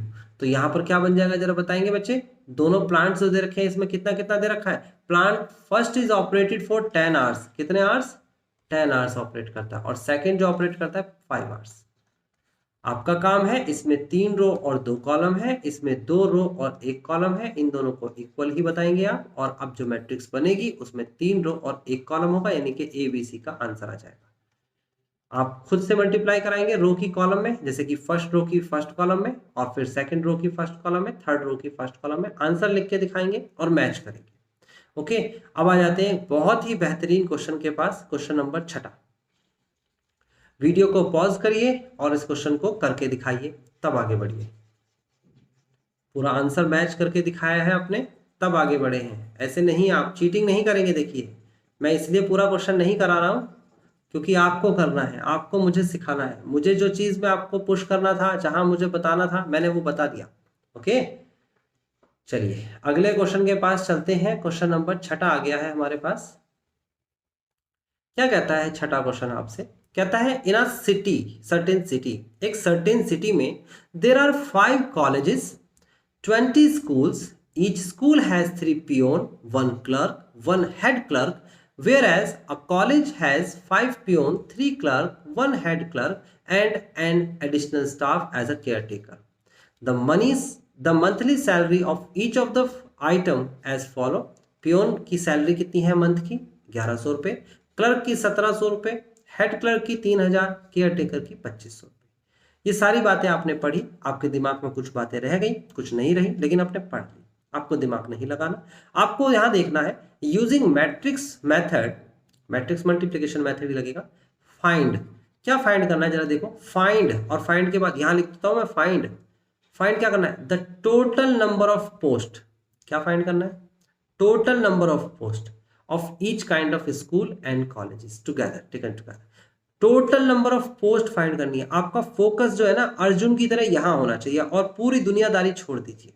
आप छोड़ दीजिए ऊपर आपने क्या पढ़ा, कितना समझ में आया। बस मेरी एक बात याद रखिए, जो रामबाण की तरह है, जो फाइंड करना है वो रो में जाएगा। तो रो में क्या जाएगा? पोस्ट जाएगी। बस ये बात याद रखेंगे, रो में जाएगी पोस्ट। तो पोस्ट कितनी है जरा देख लेते हैं। यहाँ पर पोस्ट में क्या क्या लिखा हुआ है। आप क्वेश्चन नंबर 6 कर रहे हैं, आपको मैं यहाँ पोस्ट लिख के दिखा रहा हूँ। यहाँ पर रो में पोस्ट जाएगी। पहली पोस्ट क्या है? पहली पोस्ट है पियोन की, पियोन। दूसरी पोस्ट क्या है? दूसरी पोस्ट है क्लर्क की। तीसरी पोस्ट क्या है? तीसरी पोस्ट है हेड क्लर्क की, हेड क्लर्क। ओके, चौथी पोस्ट क्या है? चौथी पोस्ट है केयर टेकर की। हेड क्लर्क के बाद केयर टेकर। ये 4 पोस्ट आपने कौन सी मैट्रिक्स में लिखी? रो मैट्रिक्स में। देखो ये बहुत कठिन क्वेश्चन है, अगर मेरे तरीके से या मेरे स्टाइल से नहीं चल रहे तो आप इसे रटते ही रह जाओगे। मेरी बात को बिल्कुल गौर से सुनिएगा। कॉपी पेन लेके अभी तक आप नहीं बैठे हैं, मेरी बात नहीं मानी है, तो ये 10 क्वेश्चंस और ये जो पेपर में एक क्वेश्चन आएगा, पेपर में कंपलसरी आने वाला है, उसमें आप हमेशा स्ट्रगल करेंगे। आपको अगर वहां पर स्ट्रगल से बचना है तो मेरी बात मानिए, अभी भी मान लीजिए। आपको मेरी बात वैसे ही समझनी है जैसे मैं बता रहा हूँ। कॉपी पेन लेके बैठिए और जैसा मैं लिख रहा हूँ वैसा लिखिए। अगर चीज समझ नहीं आ रही उसे पॉज करिए और सोचिए मैंने क्या बोला। ओके, वैसे मैं बहुत स्लो बोल रहा हूँ, कोई रैपिड, मेरे को रैपिडली बोलने की जरूरत नहीं है कि आपके दिमाग में ना आए, लेकिन फिर भी पॉज करके या रिपीट करके उस चीज को दोबारा सुने। एक ही बार में बात क्लियर हो जाएगी, फिर मेरे आगे के क्वेश्चन आपको देखने की जरूरत ही नहीं है, आप खुद ही क्वेश्चन करने लग जाएंगे, मेरा काम हो जाएगा, मैं सिखा दिया मैंने आपको। ओके, तो ये ध्यान रखिएगा। फाइंड क्या करने को कह रहा है? पोस्ट, पोस्ट लिख दी। अब पोस्ट लिखी है तो पोस्ट किसकी पोस्ट सर? स्कूल की पोस्ट और कॉलेज की पोस्ट। तो ऊपर क्या लिखना है? स्कूल और कॉलेज। चलो ये बात समझ में आ गई, पहली मैट्रिक्स बन के तैयार, बात क्लियर हुई। देख लेते हैं यहां पर क्या क्या लिखा हुआ है। यहां लिखा है कि 5 स्कूल है और 20 कॉलेज है, नहीं सॉरी 20 स्कूल है और 5 कॉलेज है। ईच स्कूल, ईच मतलब एक स्कूल, प्रत्येक स्कूल, 3 तो पियोन है, स्कूल के अंदर 3 पियोन है, एक क्लर्क है और एक हेड क्लर्क है, और केयर टेकर कोई नहीं है। फिर उसके बाद कहता है आपसे ईच कॉलेज हैज 5 पियोन, 5 तो पियोन है। उसके बाद 3 क्लर्क है, ये रहा 3 क्लर्क। उसके बाद क्या कहता है? एक हेड क्लर्क है, एक हेड क्लर्क है। उसके बाद क्या कहता है? एक एडिशनल, एन मतलब एक एडिशनल स्टाफ है जो केयर टेकर के तौर पर है। बात क्लियर हो गई। अब उसके बाद आपको क्या करने को बताया था मैंने? जो ये ऊपर लिखा होता है नेक्स्ट मैट्रिक्स में वो यहां आ जाता है, स्कूल और कॉलेज यहां आ जाएगा। ध्यान से समझिएगा, स्कूल और कॉलेज आपका कहां आएगा? यहां, ये स्कूल है, कॉलेज। कितने स्कूल हैं जरा देखिए? 20 स्कूल है। कितने कॉलेज है? 5 कॉलेज है। मल्टीप्लाई कराते ही आपका आंसर आ जाएगा, और मल्टीप्लाई कैसे कराएंगे आप जानते हैं भाई। पहली मैट्रिक्स के अंदर आपके सामने यहाँ पर कितनी रो है? 4 और 2 कॉलम। यहाँ पर 2 रो है और 1 कॉलम, पहले वाले का कॉलम दूसरी वाले रो के साथ मैच करेगा ही। जो प्रॉब्लम सेकंड क्वेश्चन में मैंने आपको इतनी सारी बताई वो तो आएगी ही नहीं, क्योंकि आपको क्या कंसेप्ट बताया मैंने कि जो रो मैट्रिक्स में है वो चीज लिखनी है जो फाइंड करनी है, और उसी के अकॉर्डिंग अगली मैट्रिक्स को एडजस्ट करना है। हर बार वो आंसर सही आएगा आपका, कभी भी आपको इस पर स्ट्रगल करने की जरूरत नहीं पड़ेगी, अलग अलग आपको ऑप्शंस लेने की जरूरत नहीं पड़ेगी, मैट्रिक्स की शेप क्या होगी, ओके, या आगे क्या लिखा जाए पीछे क्या लिखा जाए, इस पर स्ट्रगल ही नहीं करना। अब आपको इसकी मल्टीप्लाई करानी है, यानी कि फर्स्ट रो की मल्टीप्लाई फर्स्ट कॉलम में करानी है। आंसर यहाँ लिखना है, यहाँ आएगा पियोन, क्लर्क, हेड क्लर्क और केयर टेकर, है ना। यहाँ पर इसके नंबर्स आ जाएंगे, 4 रो और 1 कॉलम बनेगा, यहाँ एक आंसर आएगा, यहाँ एक आंसर आएगा, यहाँ एक आंसर आएगा, यहाँ एक आंसर आएगा। आंसर आप मैच करेंगे। जैसे कि अगर मैं इसका आंसर मैच करूं तो ये क्या, चलो मैं कर ही देता हूं क्योंकि इसकी मुझे जरूरत पड़ेगी, अगला क्वेश्चन मैं आपको दूंगा, ठीक है। मेरे साथ साथ करिए, ये हो जाएगा 3 दूनी 6 प्लस 5 पंजे 25, फिर उसके बाद 1 20 की गुणा कराएंगे तो 20, फिर उसके बाद 3 पंजे 15, फिर उसके बाद 1 की 20 में कराएंगे 20 प्लस का 5, फिर 0 प्लस का 5।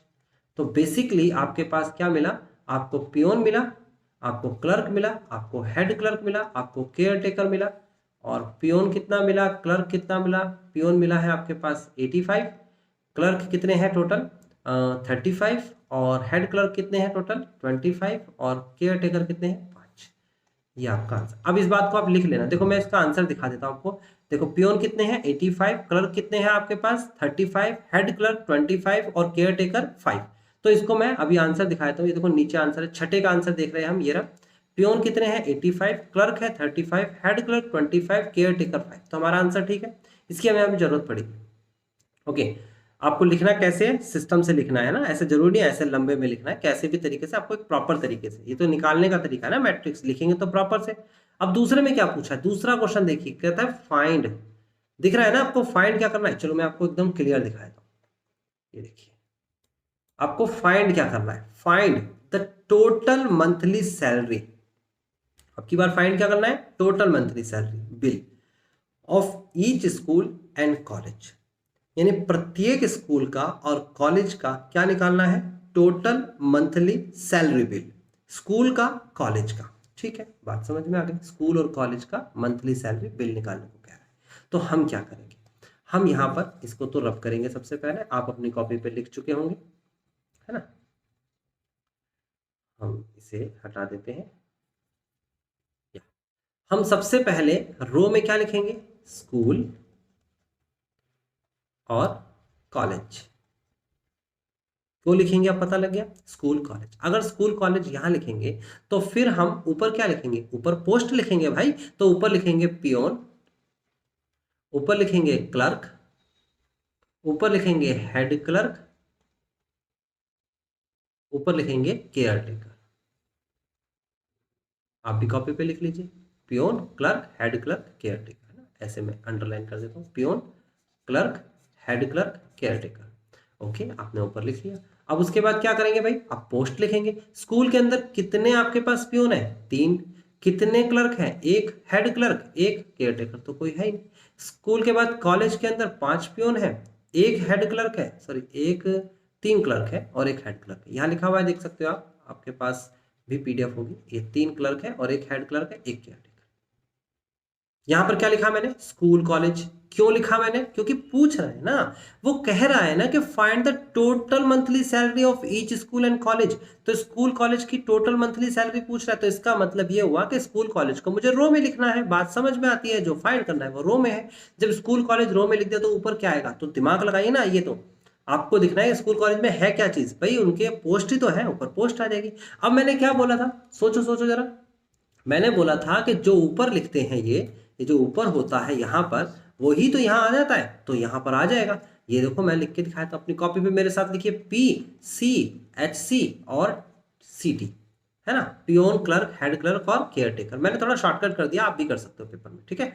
तो अभी आपने ये लिख दिया, तो यहाँ पर क्या आएगा भाई, ये क्या है, ये पोस्ट है, क्या है, पोस्ट। ये क्या आनी चाहिए, सैलरी आनी चाहिए, सैलरी पूछ रहा है, तो देखो पियोन की सैलरी कितनी है 1100 रुपए, उसके बाद क्लर्क की कितनी है 1700 रुपए, उसके बाद हेड क्लर्क की सैलरी कितनी है 3000 रुपए, उसके बाद केयर टेकर की सैलरी कितनी है 2500 रुपये। और बच्चे ये आपको करना है, आपका काम है कि जब आप फर्स्ट रो की मल्टीप्लाई फर्स्ट कॉलम में कराएंगे तो स्कूल की इनकम आ जाएगी कि स्कूल कितने सैलरी दे रहा है स्कूल, और कॉलेज के लिए सेकंड रो की मल्टीप्लाई फर्स्ट कॉलम में कराएंगे तो कॉलेज की इनकम आ जाएगी, सैलरी। सही है ना, ये सैलरी कितने डिस्ट्रीब्यूट कर रहा है वो आ जाएगा। यानी कि 2 रो और यहाँ पर 4 कॉलम थे, यहाँ 4 रो और 1 कॉलम है। आप देखेंगे तो पहले ही मैट्रिक्स का कॉलम दूसरी मैट्रिक्स के रो के बराबर है, और जो मैट्रिक्स बनेगी वो 2/1 की बात समझ में आ जाती है। ठीक है, नेक्स्ट क्वेश्चन पे चलते हैं।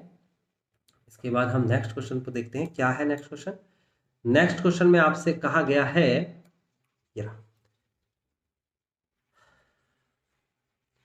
ये कहता है फाइंड द टोटल, फाइंड जरूर लिखना, फाइंड, ये फाइंड कहां से आ रहा है, ये वाला फाइंड आ रहा है, ये फाइंड इसके साथ भी लगाया, इसके साथ भी लगाया, अभी इसके साथ भी लगा दिया, ये फाइंड को मिस मत कर देना। Find the total monthly salary bill of all schools and college together. पहले तो अलग अलग थे, अब कहता है सारे के सारे कॉलेज और जो स्कूल्स हैं उसकी टोटल मंथली सैलरी बतानी, टोटल दोनों की, मतलब स्कूल की और कॉलेज की मिलकर मंथली सैलरी कितनी हुई।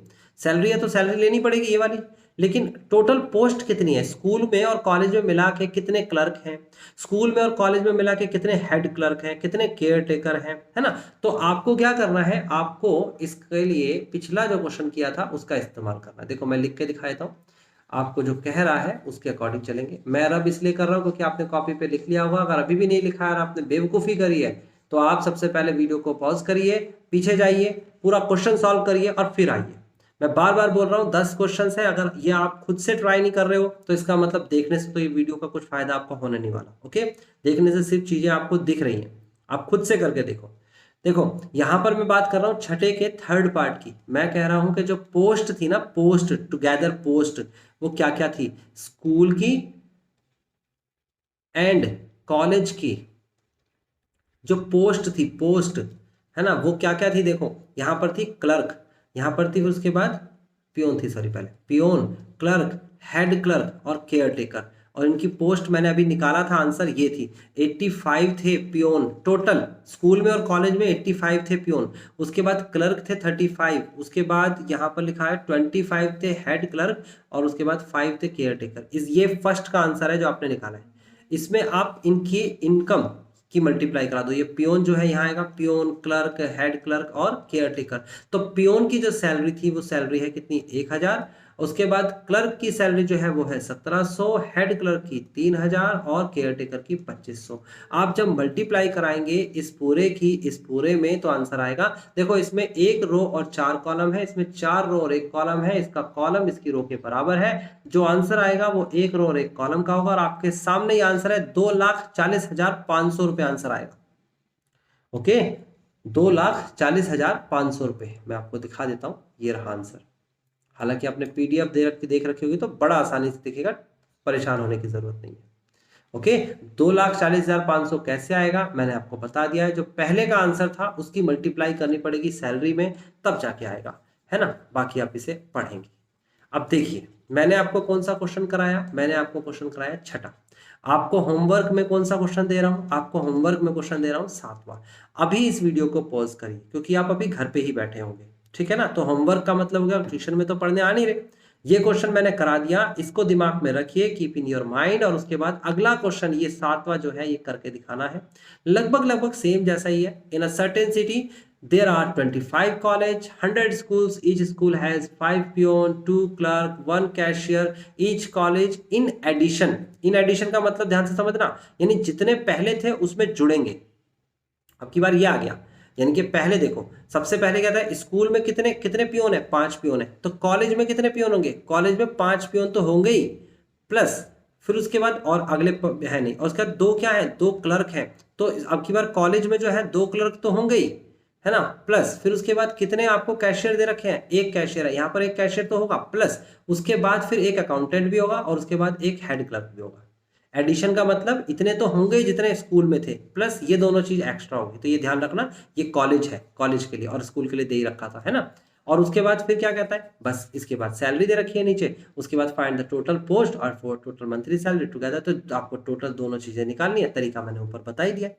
ओके, ये आपका काम है। अब हम चलते हैं 8वें क्वेश्चन में। टोटल 10 तो क्वेश्चन ही करने हैं, 8वें क्वेश्चन पे आ गए हैं, तो देखते हैं 8वें क्वेश्चन में आपको क्या दे रखा है। देखिए 8th क्वेश्चन को पढ़ते हैं। कहता है a finance company has offices located in every division, every district, every zone. एक कंपनी जो है उनके जो ऑफिसेज हैं वो डिवीजन में, डिस्ट्रिक्ट में और जोन में कहाँ लोकेटेड है। कहता है सर्टेन स्टेट इन इंडिया, अलग अलग स्टेट में ना, पार्टिकुलर स्टेट्स में। कहता है एज्यूम देयर आर 5 डिवीजन, ये एज्यूम कर लेते हैं कि 5 तो डिवीजन है, 30 डिस्ट्रिक्ट है और 200 जोन है in a state, in the state. समझ में आ गया, ये इन्हें दे रखा है। कहता है each zonal office has 1 clerk, her zone के ऑफिस में, हर एक जोन के ऑफिस में, टोटल जोन के ऑफिस कितने 200, हर एक जोनल ऑफिस में एक हेड क्लर्क, एक कैशियर, एक क्लर्क और एक पियोन है। एक डिविजनल ऑफिस में, एक डिवीजन ऑफिस में, डिवीजन मतलब कितने डिवीजन है भाई, 5 डिवीजन है, उसमें एडिशन में, इन एडिशन, एडिशन का मतलब जो पहले वाला था ना, जो जोन में था उसमें जोड़ दीजिए, एडिशन उतना तो है ही, प्लस उसमें कहता है an office superintendent, 2 clerk, 1 typist and 1 peon. The district office has in addition, in addition मतलब जितना जोन में था उतना तो था ही, उसमें जोड़ दीजिए एक क्लर्क, एक पियोन और the basic monthly salary is this. और उसके बाद कहता है फाइंड द मैट्रिक्स नोटेशन, ये और ये।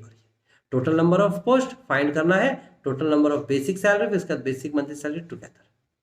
मैंने जैसा ऊपर कराया था सेम है, आप उसमें बस 2 थे, स्कूल और कॉलेज, इसमें 3 है, डिवीजन, डिस्ट्रिक्ट और जोन। सही तरीके से मैनेज करके सॉल्व करेंगे, और जो क्वेश्चन आपसे नहीं हो रहा है ये वाला पार्ट या फिर इससे ऊपर वाला, जो भी आपको डाउट आ रहा है, जो मैंने क्वेश्चन करने को दिया है उसमें आंसर नहीं मैच कर रहा है, आप इस बैच को ज्वाइन कर लीजिए। इस बैच को ज्वाइन करने के लिए आप डिस्क्रिप्शन पे जाइए, वहां पर आपको सिस्टम बताया गया कैसे मेरे बैच को ज्वाइन करना है। उसे ज्वाइन करने के बाद आपको इसका सॉल्यूशन मैं प्रोवाइड करा दूंगा, या फिर मैं आपको लाइव क्लास में समझा सकता हूं। अगर आपको एक रिकॉर्डेड कंटेंट में चीजें समझ में नहीं आ रही हैं तो आप बेफिक्र रहिए, जैसे गूगल मीट या जूम ऐप पर मैं लाइव क्लासेस देता हूं बाकी सभी बच्चों को, तो जो बच्चा मेरा बैच ज्वाइन कर लेगा उससे मैं सामने आमने बैठ के कन्वर्सेशन करके इस क्वेश्चन का डाउट और इससे रिलेटेड और क्वेश्चंस का डाउट बताया जा सकता है। ओके गाइज, तो आपको मैंने कंप्लीट फैसिलिटी दी है, बस आपका काम ये है कि आपको अपना पेपर करने से पहले प्रैक्टिस करनी है, तभी पेपर अच्छा जाएगा। रट्टा नहीं मारना, रट्टा मारने के लिए बैच नहीं है, रट्टा मारने के लिए आप किताब खरीदो और रटो, ठीक है ना। फिलहाल रट नहीं सकते आप इन चीजों को, ये बिजनेस मैथमेटिक्स है, ये रटा नहीं जा सकता। 9th क्वेश्चन की बात हो रही है, क्या कहता है 9th क्वेश्चन, कहता है there are electric dealers, there are three electric dealers, कितने 3। कहता है in a pure competition market, आप जानते हो प्योर कंपटीशन मार्केट क्या होती है, एक मोनोपोली मार्केट होती है, एक प्योर कंपटीशन मार्केट होती है, जिसे परफेक्ट कंपटीशन मार्केट भी कहते हैं, हिंदी में कहते हैं पूर्ण प्रतियोगिता बाजार, जिसके होमोजीनियस बायर्स और सेलर्स होते हैं। सेलर्स होमोजीनियस होंगे, बायर्स तो होंगे ही होंगे, ठीक है ना। यानी कि जो होमोजीनियस यानी कि एक जैसी प्रोडक्ट को बनाने वाले कई सारे, जैसे कि एक पेन है रेनॉल्ड्स का, एक मोन्टेक्स का, एक पार्कर का, ऐसे पेन को बनाने वाली कितनी सारी कंपनी है। तो उन सब कंपनीज को जो क्या नाम है, जो प्रोड्यूस कर रहे हैं, जो बना रहे हैं, तो उस मार्केट को कहते हैं क्या, उसे कहते हैं प्योर कंपटीशन मार्केट। चलो इसकी बात की जरूरत नहीं है यहाँ पर, लेकिन ये क्योंकि इकोनॉमिक्स का सेक्शन है और ये जरूर आपको समझना होगा, बिजनेस मैथमेटिक्स में इकोनॉमिक्स बहुत सारी है। कहता है who sell radios, tape recorder and television set. तो आपको क्या कहता है, इलेक्ट्रिक डीलर हैं 3, कितने हैं 3 हैं, और वो प्योर कंपटीशन मार्केट के हैं, रेडियो, टेप रिकॉर्डर और टेलीविजन बेचते हैं। कहता है ए सेल, अब डीलर के भी इन्होंने बता रखे हैं, क्या नाम दे दिए, A sales weekly 48 radio, 12 tape recorders and 20 tape recorders and 12 televisions. B sales weekly 57 radios, 17 tape recorders and 15 television sets. And C sales weekly 35 radios, 22 tape recorders and 18 television sets. Okay, सबकी अपनी अपनी information दे रखी है। कहता है using matrices calculate their individual profit, उनके individual profit निकाले, उनके देयर मतलब कौन, ABC ना, फाइंड क्या करना है, फाइंड तो एबीसी का प्रॉफिट्स का करना है। कहता है if net revenue of the radio this this and this. चलो ठीक है, अभी फिलहाल मेरे को फाइंड क्या करना है, इस बात को पकड़ लीजिए। जो मुझे फाइंड करना है वो है ए डीलर, बी डीलर और सी डीलर के profit. Profit of dealer A, dealer B, dealer C. तो मैंने ए डीलर, बी डीलर और सी डीलर के नाम से इंडिकेट किया है, ये प्रॉफिट्स है ना। तो प्रॉफिट फाइंड करने यानी A dealer, B dealer, C dealer को यहां लिखा, तो ऊपर क्या आएगा भाई, सीधी सी बात है, ऊपर आएगा रेडियो, ऊपर आएगा टेप रिकॉर्डर, टेप रिकॉर्डर है ना, और ऊपर आ जाएगा आपके पास टेलीविजन, टीवी, टीवी। ओके, तो पहले डीलर जो है, पहले डीलर की बात करें, एरा ए डीलर जो है वो सेल करता है 48 तो रेडियोस हैं, उसके बाद 20 टेप रिकॉर्डर्स हैं, उसके बाद 12 टेलीविजन सेट्स हैं। उसके बाद दूसरा जो डीलर है, डीलर बी, वो 57 तो रेडियोस, 57 तो रेडियोस, उसके बाद 17 tape recorders, 17 tape recorders and then 15 जो है टेलीविजन सेट्स। उसके बाद तीसरा दे रखा है सी सेल्स वीकली 35 तो रेडियोस, 35 तो रेडियोस एंड 22 टेप रिकॉर्डर्स और 18 टेलीविजन सेट्स, है ना, अच्छे से देख लेना, ये सेल करता है। तो बात समझ में आई कैसे आपने मैट्रिक्स बनाई है, बहुत आसान हो गया, चीजें क्लियर हो रही होंगी तो बहुत आसान हो गया। अब देखो जो रेडियो, टेप रिकॉर्डर और टीवी है, इनको जो बेका है, बेचने के बाद जो नेट रिवेन्यू आई यानी प्रॉफिट जो बना है, वो भी इसने दे रखा है। इसने क्या रखा है, नेट रिवेन्यू 50 रुपए तो रेडियो पे है, 75 रुपए टेप रिकॉर्डर पे मार्जिन है और टेलीविजन पर 250 रुपए का मार्जिन है। सी है, हम यहाँ पर लिख देते हैं इसे भी, जो यहाँ ऊपर लिखा जाता है वही आगे यहाँ पर ट्रांसफर होता है, रेडियो, टेप रिकॉर्डर और टीवी। तो रेडियो पे कितना मार्जिन है भाई, 50 रुपए का, टेप रिकॉर्डर पे कितना मार्जिन दे रखा है, 75 रुपीज का, और टीवी पर कितना दे रखा है, 250।